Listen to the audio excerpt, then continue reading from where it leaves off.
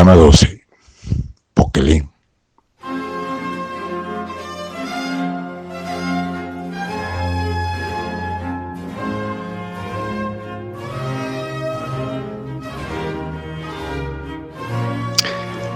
Buenos días, otro lunes que llega, otra semana que inicia, otro tiempo de fortalecimiento.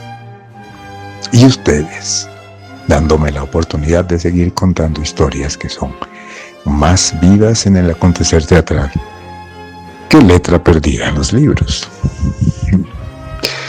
Nuestro personaje de hoy es totalmente teatral en todos los aspectos. Es un hito por su época, por su dedicación, por los altibajos y vicisitudes propias de un artista, por su legado, por su obra y por su atrevimiento crítico y transgresor.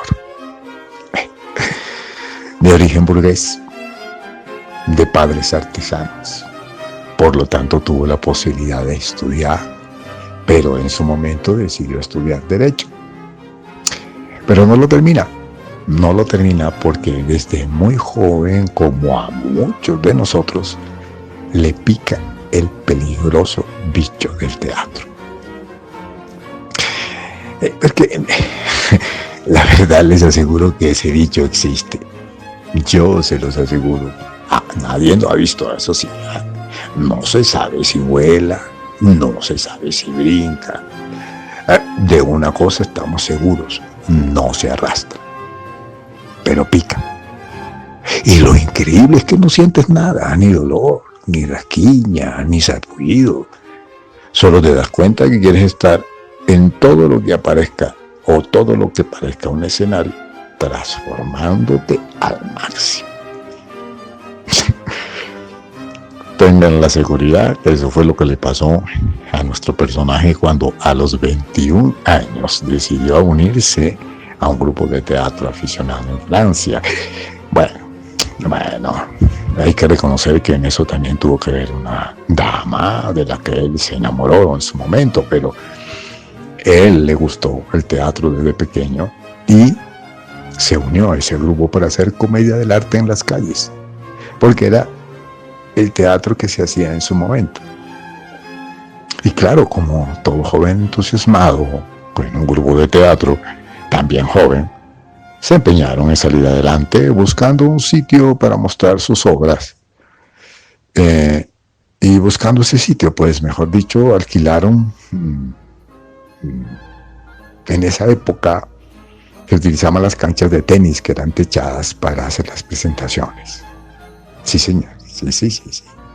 Canchas de tenis, o se les conocía también como el juego de la pelota. Pues alquilaron una de esas canchas de tenis para hacer sus presentaciones.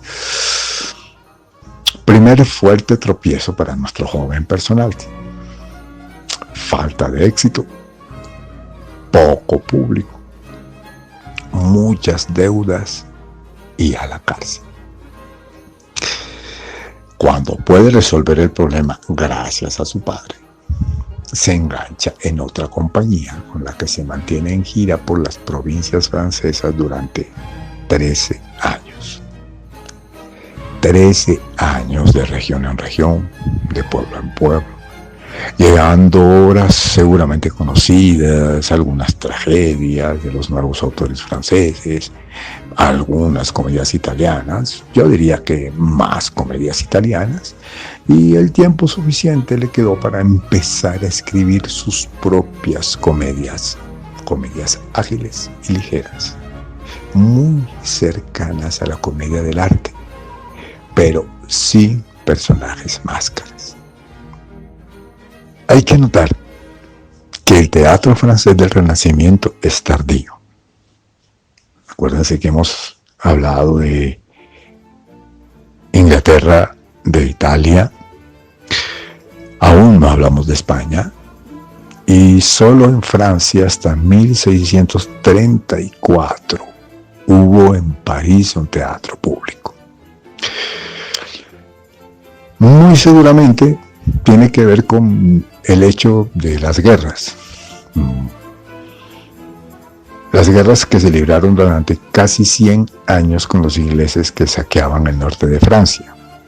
Y estuvieron también las guerras religiosas, una guerra religiosa interna que se libró en los últimos 50 años del siglo XVI, o sea, pleno Renacimiento. Hay también otra causa sumamente importante, y era que en Francia, desde la época feudal, se estableció una especie de monopolio en donde la corte daba derechos únicos a sus protegidos directos para realizar actos y eventos artísticos con ganancia económica. Eso se conoció como la cofradía. Ellos eran los únicos que podían hacer estos eventos. Evidentemente esto tuvo que frenar mucho el desarrollo escénico en Francia. Es durante el reinado de Luis XIV que prácticamente este monopolio desaparece, y es el mismo rey que fomenta y patrocina la ópera, la tragedia, la comedia, y subsidia a grupos de actores de manera directa. Discúlpenme por el paréntesis que acabo de hacer, pero entiéndanme, me parece que era importante para poder aparecer nuevamente a nuestro personaje. Jean-Baptiste Poquelin, que en su primer inicio artístico y haciendo sus primeras giras antes de su fracaso económico, tal vez por encontrar un recurrente nombre en 15 aldeas, adopta ese nombre, Molière. Hubo más de un Molière en su época, lo hubo, pero fue el único que trascendió y el único inmortal. Este nuestro Poquelin, Molière, con su grupo, después de recorrer Francia representando todo tipo de obras y adquiriendo algún renombre, logra a través de su patrocinador del momento, que era nada menos que el hermano del rey, que pueda hacer una presentación ante Luis XIV, que ya era en ese momento el árbitro del arte teatral. Y entonces tengo que contar una de las anécdotas más conocidas, más contadas y más gozadas en el teatro. El grupo, emocionado por tan extraordinaria situación, decide presentar una tragedia de Racine, que era uno de los nuevos escritores franceses, también este sí de origen monárquico. Hay una dificultad. Molière no tiene como actor porvenir en la tragedia. Él no es alto, ni majestuoso, ni tiene formas estilizadas. Al contrario, es de rasgos bruscos y gruesos. Y tiene un problema técnico, no tiene la capacidad para la emisión de los largos textos trágicos versificados. Sus personajes son del común. Entonces él, de alguna manera, prevé un fracaso, pero tiene un plan B. Terminada la función, Molière toma la palabra y de manera respetuosa agradece a su majestad por la bondad con que pasó por alto las deficiencias de su compañía, y que el deseo que tenía el grupo de divertir al rey más importante del mundo resultó un remedio al lado de los expertos actores de la tragedia que el monarca patrocinaba. Pide entonces humildemente permiso para presentar uno de los pequeños divertimentos con lo que acostumbraban a hacer reír en las provincias. Pues imagínense que el rey acepta. Y la presentación que hacen es una comedia escrita por Molière, que fue presentada durante su largo trasegar, que se conocía como el Doctor Amoroso. Esta comedia hace reír al monarca. lo pone de buen humor y de un ánimo generoso, tan generoso que le otorga a Molière la sala del teatro Petit Bourbon. El divertimento que agradó y gustó al gran monarca significó que nuestro personaje Molière, a sus 37 años, se convirtiera en el creador de comedia, farsa y caricatura teatral más importante de Francia y tal vez de la Europa de su época. Pero fíjense que el ser protegido del rey no lo convirtió en un adulador.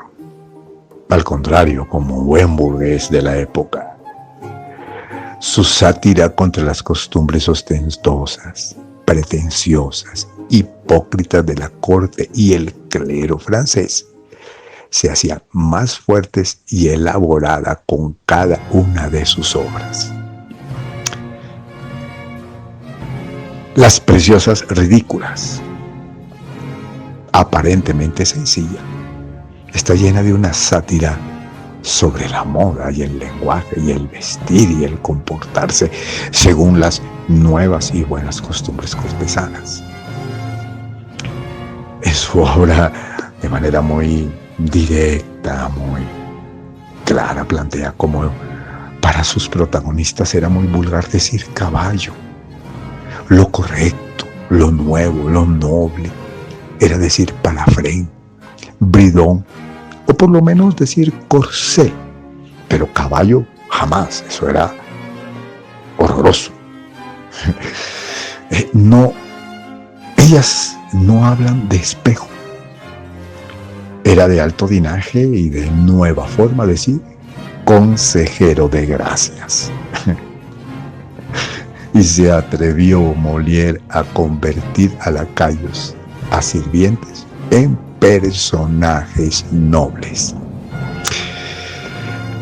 Pues resulta que la obra fue un éxito de taquilla extraordinario y está registrado, queda registrado históricamente, está como la recaudación subió de 533 libras a 1.400 libras, lo que significó un incremento de 43 libras a 121 libras para los actores y una bonificación de 500 libras para nuestro personaje como autor. Algo así como empezar a hablar de pagar por derechos de autor. Fíjense ustedes. Ahora, yo no tengo ni idea de cuánto significa eso en términos económicos, ¿no? Pero entiendo que era una suma importante para la época y para la profesión de actores. Inevitablemente, con su éxito, su obra, fue inevitable y paradójico que, siendo un éxito de taquilla y un éxito de público, su obra fue duramente atacada por los poderosos cortesanos de la época. Y solo la intervención del rey evitó que las preciosas ridículas fuera prohibida.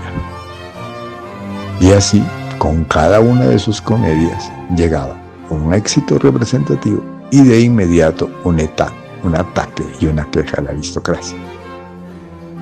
Pero durante mucho tiempo no perdió el apoyo del rey.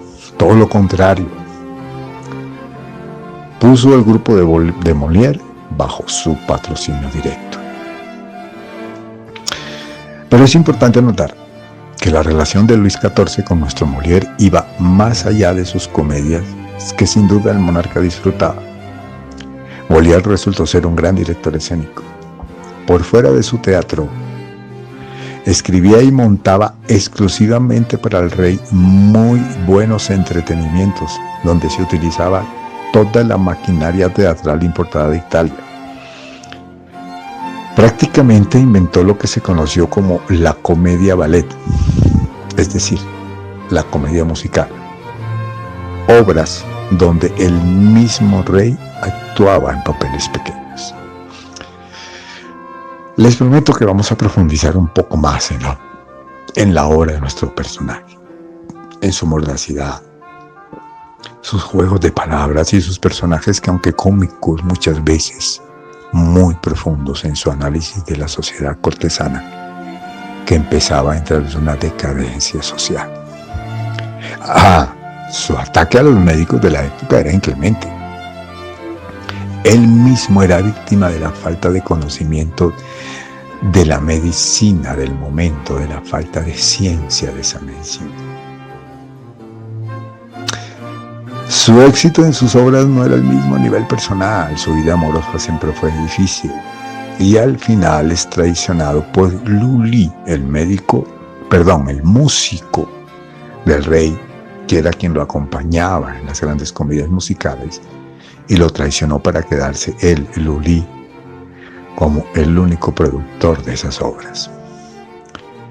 Molière dignificó la profesión del actor en su época, que eran considerados como gente de malas costumbres. En la compañía teatral de Molière los actores podían ahorrar, incluso en pensar en separar un fondo para sostenerse si llegaban a una edad avanzada.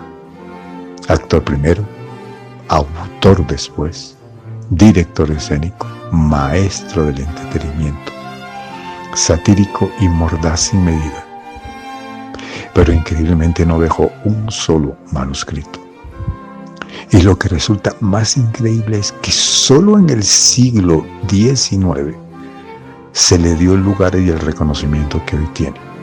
Sobre todo porque su sepultura casi clandestina llevó a su olvido. Pero de esto y de algunas más de sus obras hablaremos el próximo lunes.